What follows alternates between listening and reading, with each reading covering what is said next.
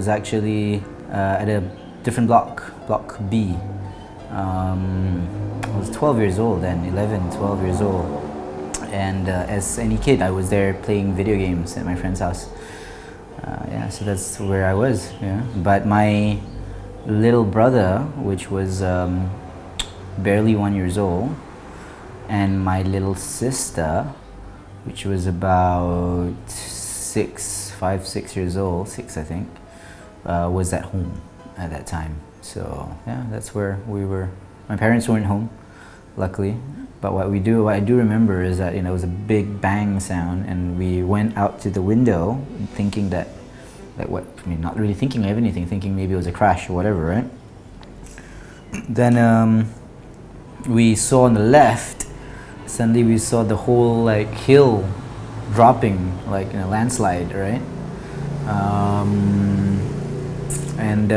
The first thing is, because my friend, there was two close friends of mine, the mom pulled us from the balcony, immediately got us down, like out of the house, and then we actually took the lift, which might not have been the greatest like idea, but you know, we still, I guess, you know, just took the lift, went all the way down to the ground floor, and then ran out of the apartment. And the thing is, I remember though, my first thought was like, whoa, my brother and sister are in there, right? And that's the first thing that I thought of. And I actually ran towards my apartment, ran towards the building, and my friend's mom pulled me, of course, right, saying, no, just run this way.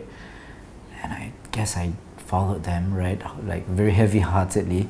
The crazy bit though was that when we did go down, the hill had already impacted to the bottom of the apartment. Like I could see like my house, because I was on the ground floor, even worse. My apartment was on the ground floor, 1A, I remember that. And it slammed into 1A, I guess, right? Because my apartment was facing the hill. It wasn't facing the front, it was facing the hill. And I saw that, and it just freaked me out, and we ran the opposite way to the exit, down the hill a bit, you know, ran to the Block C, go down, and then just as we were in the middle of like between Block C and the exit is when we started seeing the building collapse. Yeah, and what we did see though was like first it went downwards, as in like downwards, and then it just like slow motioned its way, yeah, exactly, downwards, and then it slow motioned its way forward, downwards. It was surreal. It was like I mentioned this in the documentary as well. Actually, it kind of felt unreal, like a Ultraman movie, you know, or show, you know, totally unrealistic. I mean, I was thinking my brothers and sisters, my brother and sister was in there, right? So that was just, and when it did fall, it just like a huge dust of cloud just developed from the impact. And for a good hour maybe or so, maybe 2, I thought that my brothers and sisters were dead, right? Or at least, if not dead, are in there. I didn't know what I was thinking, honestly, you know, but I was just thinking that they were in there. How did they get? Whoa, their story was even more crazier, because my maid actually saw the landslide and dragged my little sister and brother out of the house.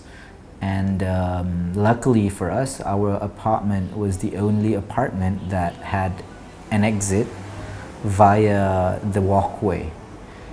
They ran, and it was very much like Indiana Jones kind of movie, because the stairs behind them were crumbling as they were running down.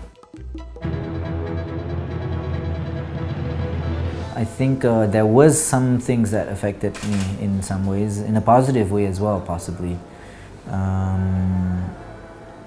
I remembered seeing the rescue workers, and that inspired me really, because I mean, we were glued on the television for a couple of weeks, right, for the rescue period, and all we saw on that 2-week period, because we were staying, most of us, the survivors, were staying at Pan Pacific Hotel.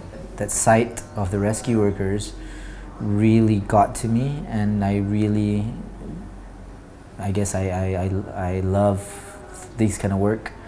Yeah, I joined the Red Cross after that in my school, and I really got myself immersed into it, and that got me into possibly, I don't know, doing humanitarian relief work, which I've done previously, both voluntarily as well as work. It's a very unfortunate event. It was, of course, a big tragedy, but you know, we moved on in our lives. And yeah, now we're busy doing what we do. Yeah, and just looking back, I guess it's just we're thankful that, on a personal level, that we didn't lose our family members. We were very sad that we lost friends and people lost their family members. I think we've learned to move forward and look more forward to life rather than look back at that tragedy. Yeah.